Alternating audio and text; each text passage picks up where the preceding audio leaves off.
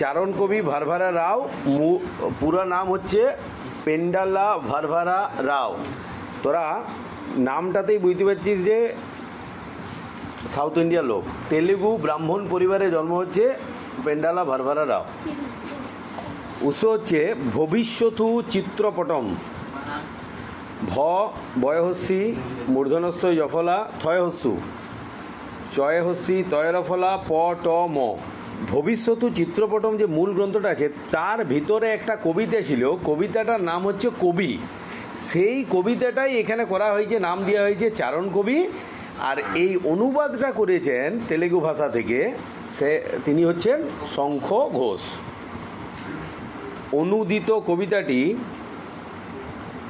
2019 সালে দেবেশ রায় সম্পাদিত সেতুবন্ধন পত্রিকায় 15তম সংখ্যায় প্রকাশিত হয়। চারণ কবি, চারণ কবি বলতে কি বোঝায় বলতো?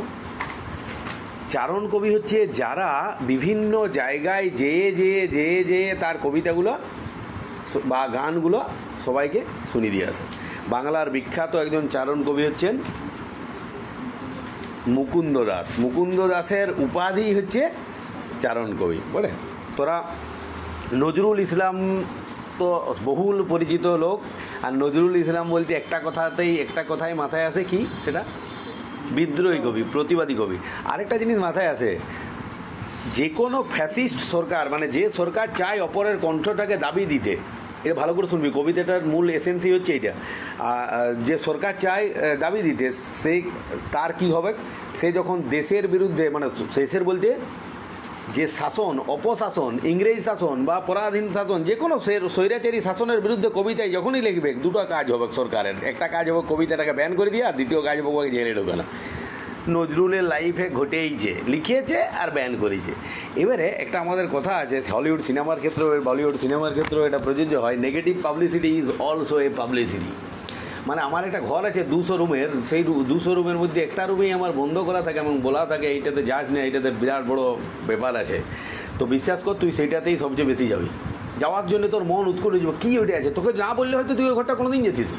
তাই যখনই কবিতাগুলো ব্যান করেছে, তখন জনগণের মধ্যে আরও উৎসাহ জাগিয়ে গেছে, এটা কী এমন আছে যে ইংরেজ সরকার আমাদেরকে পড়তে দিতে চায় না, তত বেশি করে প্রচার হয়েছে। সেই রকমই একজন কবি হলেন ভারভারা রাও, যে তার কবিতাতে ওই স্বৈরাচারী স্বেচ্ছাচারী যে শাসক আছে, সেই শাসকের অত্যাচারকে তুলে ধরেছেন।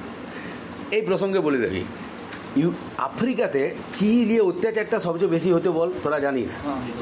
কৃতদাস প্রথা, কৃষ্ণাঙ্গদের উপর শ্বেতাঙ্গদের অত্যাচার। সেই অত্যাচারে বেঞ্জামিন মোলেসিস বলে একজন মানে কি বলবো লেখক ছিলেন, যে ওই অত্যাচারটাকে তুলে ধরতে। সেই লেখককে, সেই প্রতিবাদীকে জেলে ঢুকিয়ে দেওয়া হয়েছিল, এবং তাই নয়, তাকে ফাঁসি দিয়ে দেওয়া হয়েছিল। সেই ফাঁসির প্রতিবাদ তখন ভারভারারাও আবার এদিকে জেলে আছে সরকারের বিরুদ্ধে কথা বলার জন্যে। তো সেই জেলে থাকাকালীন তার নিয়ে তার হৃদয় বেদনা মানে কী হয়েছিল, প্রকাশিত হয়েছিল, সেইটাই আমরা এই কবিতার মধ্যেও পাই। আমাদের একটা দেখবি বিরাট প্রবাদ আমরা দারুণভাবে জানি, the pen is mightier than the sword. পুরো কবিতাটা যদি আমাকে এক লাইনে ব্যাখ্যা করতে বলিস, এই কবিতাটাতে এইটাই বলা আছে, pen is mightier than the sword. তলোয়ার থেকেও অনেক জায়গাতেই শক্তিধর। দেখ, এরপর আমরা কবিতাতে যাব। চারণ কবি ভারভারা রাও। নিয়মকানুন যখন সব লোপাট, আর সময়ের ঢেউ তোলা কালো মেঘের দল ফাঁস লাগাচ্ছে গলায়, চুইয়ে পড়ছে না কোনো রক্ত, কোনো চোখের জলও নয়। আচ্ছা, সমস্ত অত্যাচারে কি রক্ত ঝরে পড়ে? আচ্ছা, একটা টর্চার হয় মেন্টাল টর্চার, হয় না? সেখানে কি রক্ত দেখা যায়? সেটা কি কোনো অংশে কম অত্যাচার? সেরকম সমস্ত অত্যাচারে রক্ত দেখা যায় না, সমস্ত অত্যাচারে ফিজিক্যাল অ্যাবিউজ দেখা যায় না, দিনে দিনে তিলে তিলে মারাও দেখা যায়। ভারতীয় বিপ্লবীদেরকে অনেক সময় আন্দামানে, তোরা পড়েছিস প্রলয়ের লাশ, আন্দামানে বন্দি আছে, সেই আন্দামানে দীর্ঘদিন ধরে তারা একদম মানে পচনশীল অবস্থায় পর্যন্ত ফেলে রেখে দিয়েছে। সেটাও তো এক প্রকার অত্যাচার। সেটাতে রক্ত ঝরা দেখা যায় না, কিন্তু দেখা যায় চরম অত্যাচার। এক একটা লাইনে এরপর আসি। নিয়মকানুন যখন সব লোপাট, যখন অরাজকতার শাসন চলে, তখন নিয়ম কোনো কিছু চলে না। তোরা ইতিহাসে পড়তে পড়তে একটা অ্যাক্ট পড়েছিলি, সেই ইলবার্ট বিল, মনে আছে? ইলবার্ট বিলের কাহিনী। আবার মানে ইংরেজরা কেমন, দেখ, ইংরেজদের বিরুদ্ধে অত্যাচার, ইংরেজরা লোকের উপরে অত্যাচার করছে, লোক যেই কোর্টে কেস করছে, কেসের বিচারক হচ্ছে এইজন ইংরেজ। তা ওটার কি কোনো মতেই তুই সঠিক বিচার পাবি? পাবি না। তাহলে কি দাঁড়াচ্ছে, নিয়ম কানুন এখানে তোয়াক্কা কেউ করে না। আর সময়ের ঢেউ তোলা কালো মেঘের দল ফাঁস লাগাচ্ছে গলায়। আর সময়ের ঢেউ তোলা কালো মেঘের দল, কালো কোনো জিনিসকে আমরা কখন সিম্বলাইজ করি, কোনো কিছু খারাপ অশুভ। তখন বলছে একটা সময়, যে সময় চারিদিকে অরাজকতার কালো মানে সময় এসছে, সেই সময় কি করছে, ফাঁস লাগাচ্ছে গলায়। কার গলায় ফাঁস লাগাচ্ছে?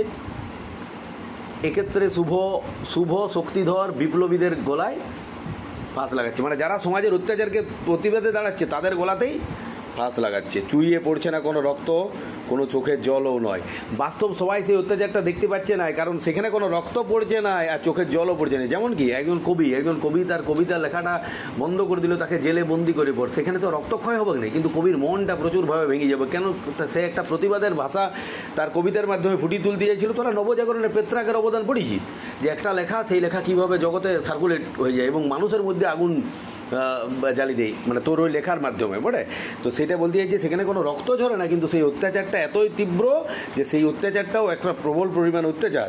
কোনো চোখের জল নয়, ঘূর্ণিপাকে বিদ্যুৎ হয়ে উঠছে বাজ, ঝিরঝিরে বৃষ্টি হয়ে উঠছে প্রলয় ঝড়। আর এই অত্যাচারিত হতে হতে কোনো এক সময় ছোট্ট ঘূর্ণিপাকের মধ্যে থেকে বিদ্যুতের বাজ চলকাচ্ছে, আর ঝিরঝিরে বৃষ্টি যা ছিল, মানে যা ছোট ক্ষুদ্র প্রতিবাদ ছিল, তা প্রলয় ঝড়ে পরিণত হচ্ছে। কি হয়, বিন্দু বিন্দুতে সিন্ধু তো হয়। আজকে আমি একটা প্রতিবাদমূলক, আজকে একটা কথার মানে বলছি, যুদ্ধ হচ্ছে। আজকের পরিস্থিতিতে শুনতে পাচ্ছিস পাকিস্তানে যুদ্ধ হচ্ছে, পাকিস্তানে এরকম একটা। আচ্ছা, তুই একজনকেও জানিস পেহেলগামে যাদের উপর অ্যাটাক হয়েছে? তোদের পরিচিত কেউ, আত্মীয় কেউ নয়, অ্যাটাক হয়েছে দেখেছিস? ঘরের ছাদ থেকে তো পেহেলগাঁওকে দেখা যায় না। তাহলে কোথায় দেখেছিস? মিডিয়া তখনকার দিনে তো মিডিয়া অতটা সোচ্চার নয়। তাহলে কোথায় মানুষ সবচেয়ে বেশি জানতে পারতো যে মানুষের উপর অত্যাচার হচ্ছে? লেখা। তার জন্যে কে চাইতো কি আগে কীটা মুখটা বন্ধ করে দিতে? লেখার। তোরা ইতিহাসে আমার মনে আছে কিনা আমি জানি না, একটা অ্যাক্ট বেরিয়েছিল, একটার নাম হচ্ছে ভার্নাকিউলার প্রেস অ্যাক্ট, মাতৃভাষা সংবাদপত্র নিয়ন্ত্রণ আইন। ইতিহাস মানেটা কি, তোর স্বাধীনতাটাই খর্ব করে দেবো, প্রেস স্বাধীনতাটা, মানে তুই আর সত্যটা স্পষ্ট করে দেখাতে পারবি না। আজকে আমরা পেহেলগাঁয়ে অ্যাটাকটা দেখলাম বলেই আজকে আমাদের মনে আগুন জ্বলছে, মানে আমাদের মনেও হচ্ছে ভালো করছে, পাকিস্তানকে উড়িয়ে দেখ, পাকিস্তানের আতঙ্কবাদীকে ধ্বংস করে দেখ। কেন মনে হচ্ছে আমরা হিংস্র লই, কিন্তু আমরা ওই অত্যাচারটাকে দেখেছি। মিডিয়া যেমন করে সবাইকার মনে দিয়ে দিয়েছে, তখনকার দিনে লেখকরা তাদের কবিতার মাধ্যমে সবার মনে মনে সেই আগুনটা জ্বালিয়ে দিত, সেইটাই সরকার চাইতো না। তাই ধীরে ধীরে কী হচ্ছে, লেখকের মনে যেটা ছিল ছোট বৃষ্টি, সেটা জনগণের মধ্যে ছড়িয়ে যেয়ে কী হতে পারে, প্রবল ঝড় হয়ে যেতে পারে, বটে। জিনিসটা বুঝতে পারছি কি বটে, যে একার মধ্যে যেটা ছিল বৃষ্টি, সেটা সবার মধ্যে ছড়িয়ে গেলে সেই একের লাঠি, এই কি বলে ওটাকে যেন, একের বোঝা 10-এর লাঠি, এরকম জিনিসটা বলে না, মানে সমবেত ইউনাইটেড উই স্ট্যান্ড, সবার মধ্যে এই আগুন জ্বলে উঠল। দেখ, মায়ের বেদনাশ্রু বুকে নিয়ে জেলের গোড়ার থেকে বেরিয়ে আসছে কবির কোন লিপিকার স্বর। বলছে মায়ের বেদনাশ্রু, দেশ মাতা বল। আবার এখানে আমি তোদেরকে বললাম বেঞ্জামিন মোলেইসের কথা, তাকে যে ফাঁসি দেওয়া হচ্ছে, সেইটা তখন লেখক কোথার থেকে, জেলের ভিতর থেকে দেখছে, সেই মায়ের যে করুণা জেগে ওঠে, সেই করুণা মিশ্রিত বেদনাশ্রু বুকে নিয়ে জেলের ভিতর থেকেই বেরিয়ে আসছে কি, লেখকের লেখা। মানে জেলের ভিতরে বসে পড়েই প্রতিবাদটা করছে কে, ভারভারা রাও। যখন কাঁপন লাগে জিভে, বাতাসে মুক্ত করে দেয় সুর, গান যখন হয়ে ওঠে যুদ্ধেরই শস্ত্র, কবিকে তখন ভয় পায় ওরা। কোনো উচ্চারণ করতে গেলে কি হয়, জিভটা কাঁপেই তো, জীব তো কাঁপবে কি, জীব তো উচ্চারণ করার প্রধান মাধ্যম, বটে কিনা। স্বরতন্ত্রীর উচ্চারণটাকে বাইরে সঠিকভাবে চ্যানেলাইজ করার জন্য কি প্রয়োজন, জীব। তাহলে সেই জীবটা যখন কাঁপন লাগে, তখন বাতাসে কি হয়, এই ভারভারা রাওয়ের মতো কবিদের প্রতিবাদের স্বর চারিদিকে বেরিয়ে উঠে, বাতাসে মুক্ত হয়, তখন গান যখন হয়ে ওঠে যুদ্ধেরই শস্ত্র। আচ্ছা, গান কি সবসময় আচ্ছা চলতা হু দুয়াও মে ইয়াদ রাখনা, ওইটা হয়? কারার ওই লৌহ কপাট ভেঙে ফেল, করণের ওপর রক্ত জমাট শিকল পূজার পাষাণ বেদি, এটা যখন শুনে তখন গায়ের রক্ত ইয়ে, বা বন্দে মাতরম যখন শুনে, বটে কিনা। এই গানগুলো যুদ্ধের অস্ত্র হিসেবে কাজে লাগছে। মানে কি বলতো, যুদ্ধের অস্ত্র সবসময়, আবার একটু আগে আমরা জানলাম pen is mightier than the sword, তার মানে কি সৈনিকরা পেন নিয়ে সবাইকে গলায় ঢুকিয়ে বেরিয়েছিল না, লেখা। সেরকমভাবে গান মানুষকে। আচ্ছা, তোরা একটা বিখ্যাত সিনেমা দেখেছিস উরিতে মেজর এসে পর বলছে হাউ ইজ দ্য জোস, সবাই বলছে হাই স্যার। আচ্ছা, এইটা বলার মাধ্যমে কি ঘটবে, বলার মাধ্যমে তাদের ভিতরে কী হবে, আরও জেদটা বেরিয়ে যাবে। সেরকম লেখকের গান, সেই গানটা মানুষের মনে প্রতিবাদটাকে আরও তীব্র করে দেবে, যুদ্ধে যাওয়ার প্রবণতাটাকে আরও বাড়িয়ে দিবে, সেই মুহূর্তে পাম্প আপ করে দেবে। যখন যুদ্ধে যাওয়ার ঘোষণার আগে সবাই বলে না জয় মা কালী, মানে কি মা কালীর সেই ডিভাস্টেটিং রূপটাকে মনের মধ্যে নিয়ে নিয়ে যে এরপর মুন্ডু কাটতে আমার মজাই লাগবে, ওই রকম জিনিসটা আর কি। যে গান যখন কী হয়েছে যুদ্ধের শস্ত্র, কী করে শস্ত্র হচ্ছে বুঝতে পারছিস তোরা, সেই গান মানুষের মনের মধ্যে কি প্রতিবাদের আগুনকে জ্বালিয়ে দিচ্ছে। গান যখন হয়ে ওঠে যুদ্ধেরই শস্ত্র, কবিকে তখন ভয় পায় ওরা, তখন কবিকেও ওরা ভয় পায়। আচ্ছা তোর কোনো জিনিসটাকে আমি কখন আটকাবো, যখন তোর কাছ থেকে আমার কোনো ভয় থাকবে। আচ্ছা তুই এখানে একটা টিকলি ফুটকা নিয়ে বসে আছিস, তো আমি এখানে ভয় পাবো না, আমি তোকে আটকাবো না, না না ফুটকাটা রাখ। তুই এখানে কোনো পরমাণু বোমালি রাখলে আমি ভয় পাবো?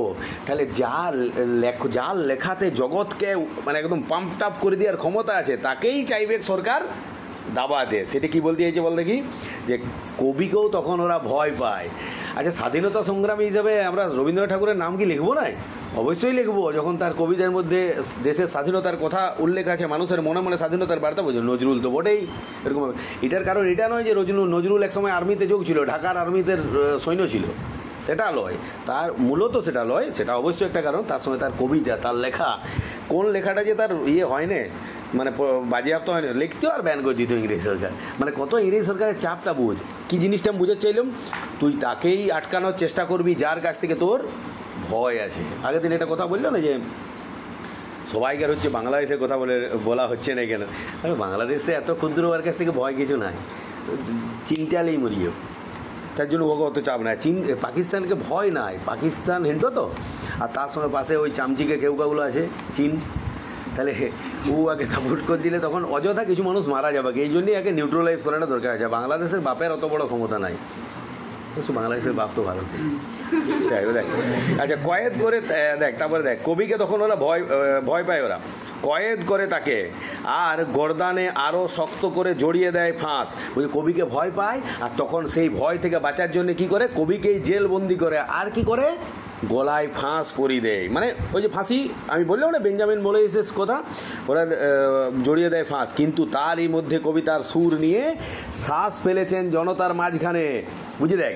কিন্তু কবিকে ফাঁসি দিয়ে দিলে কি হচ্ছে, নজরুলকে তুই মেরে দে, হাজার নজরুল তো তার কবিতা পড়ে আমাদের মনের মধ্যে উঠে গেছে। সেরকমভাবে কবির লেখা তখন জগতের মধ্যে অলরেডি ছড়িয়ে গেছে, মানুষের মনে প্রতিবাদের ভাষা জাগিয়ে তুলছে। ফাঁসির মঞ্চ ভারসাম্য রাখার জন্য মিলিয়ে যাচ্ছে মাটিতে। বলছে জগৎ কিন্তু ব্যালেন্স হয়ে যায়, ঠিক ঈশ্বর সব কিছু ব্যালেন্স করে। আজকে যে অত্যাচারী শাসক সম্প্রদায় ফাঁসির কাঠে নিরপরাধ মানুষদেরকে ঝুলাচ্ছে, একদিন সেই ফাঁসির কাঠটায় মাটির সঙ্গে সমতল হয়ে যাবে, মানে ভেঙে পড়ে যাচ্ছে, মিলিয়ে যাচ্ছে মাটিতে। স্পর্ধা জানাচ্ছে মৃত্যুকেই প্রতিবাদ জানাচ্ছে। এটা বিখ্যাত লাইন আছে, ফাঁসির মঞ্চে গেয়ে গেল তারা জীবনের জয়গান। আচ্ছা ফাঁসির মঞ্চে কি জীবনের জয়গান গাওয়া যায়? ফাঁসির মঞ্চে সাধারণত মৃত্যুই আছে চোখের সামনে, কিন্তু জীবন কোন দিকে? আচ্ছা ক্ষুদিরাম বোস 14-15 বছর বয়সে মারা গেছিল, 17 বছরের মধ্যে অনেকে থাকে, মারা গেছিল ক্ষুদিরাম বোস কোথায় মারা গেছে? তোর মনের মধ্যেই তো ক্ষুদিরাম বোস আছে, আমার মনের মধ্যে। আজকেও আমরা আলোচনা করছি এত বছর বয়সে ক্ষুদিরাম বোস মারা গেছে। তাহলে ফাঁসির মঞ্চে যেয়ে পরেও সে তো জীবনটাকেই জয়গান গেয়ে গেল না, যায় না? ভগৎ সিং মারা গেছে কি যায় না? এইটাই বলতে চাইছে কি, যে ফাঁসির মঞ্চটাই একদিন মাটিতে মিলিয়ে যাবে। স্পর্ধা জানাচ্ছে মৃত্যুকে, বলছে মৃত্যুকেই স্পর্ধা জানাচ্ছে, মানে কি যে মৃত্যুকে ডাক ওরে ডাক, মৃত্যুকে ডাক জীবন পানে। নজরুলের এই লাইন বলছে মৃত্যুকেই জীবন পানে ডাক, ভয় কিসের? ওটালি ভয়ের কিছু নাই। স্পর্ধা জানাচ্ছে মৃত্যুকে, মানে মৃত্যুকেই ভয় দেখাচ্ছে, আর তুচ্ছ ফাঁসুড়িকে দিচ্ছে ঝুলিয়া। মৃত্যুকেই যখন ভয় দেখাচ্ছে, তখন যে মৃত্যু দিচ্ছে সে তো আরও তুচ্ছ, তখন তাকে কি বলছে, তাকেই ফাঁসির কাঠে ঝুলিয়ে দিচ্ছে। মানে সমবেত জনতার প্রতিবাদ একদিন এত তীব্রতর স্বরে হয়ে যাবে, কবি এটা নিয়ে আশাবাদী, যে সেদিন অত্যাচারীদের ফাঁসির কাঠগুলোয় মাটির সঙ্গে সমান্তরাল হয়ে যাবে, আর যারা অত্যাচার করছে ফাঁসুড়ে মানে ফাঁসি দিচ্ছে, তাদেরকেই ফাঁসির কাঠে ঝুলিয়ে দেওয়া হবে। বারবার রাও এই কবিতাটার মাধ্যমে সেই এক বিদ্রোহী নজরুলের সেই এসেসটা পায়, যেখানে অত্যাচারী ফ্যাসিস্ট শাসক সম্প্রদায় তাদের বিরুদ্ধে কথা বলার জন্য, তাদের অত্যাচারকে তুলে ধরার জন্যে লেখকদের, শিল্পীদের শিল্পকর্মকে অবরুদ্ধ করে, আর লেখকদেরকে জেলে বন্দি করার চেষ্টা করে, এমনকি ফাঁসির কাঠেও ঝুলানোর চেষ্টা করে। তাদের বিরুদ্ধে প্রতিবাদের লেখাই হচ্ছে বারবারা রাওয়ের, যেটা মূল গ্রন্থ ছিল ভবিষ্যৎ চিত্রপটমের কবি। সেইটাই আমরা অনুবাদ করে শঙ্কর ঘোষ আমাদের সামনে উপস্থাপন করেছেন, চারণ কবি। বুঝা গেল মূল কবিতাটা? কবিতাটা